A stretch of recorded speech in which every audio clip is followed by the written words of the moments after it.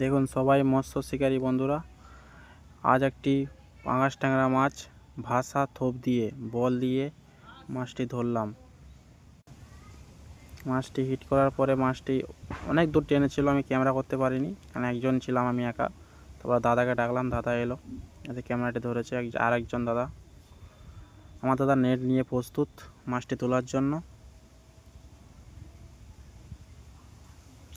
আমি বেশি লুজ দিচ্ছিলাম না, কেন ওদিকে ডাল ছিল পুকুরে, অনেক পুকুরে ডাল ফেলা রয়েছে, ওই জন্য আমি বেশি লুজ দিচ্ছিলাম না। আমি মাছটি যত টানছে তত আমি বেশি টাইট দিয়ে রাখছি, কেন মাছটা টেনে গেলে ডালায় ঢুকে গেলে আর বেরোনো মুশকিল।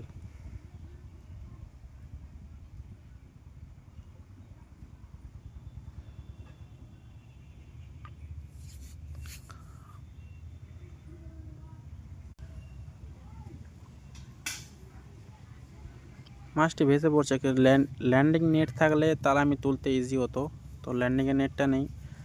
নর্মালি একটা জাল রয়েছে, ওই জালটা দিয়ে তুলতে হবে। দাদা ওয়েট করছে, মাছটা কাছে এলেই ল্যান্ডিং করবে।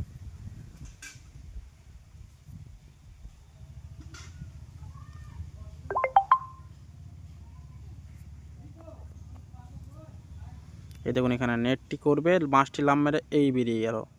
ফুল নেটটি করার জন্য এই অবস্থাটা হলো। তো ভাগ্যিস মাছটা খুলে যায়নি, মাছটা আছে, বড় কাঁটা ছিল বলে। দ্বিতীয়বার নেট করাতে মাছটা উঠে আসবে কোনো অসুবিধা ছাড়াই।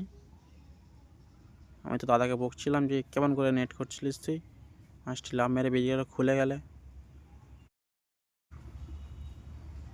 এবার মাছটি কাছে আসছে, এই নেটে মাছটি এবারে উঠে পড়বে।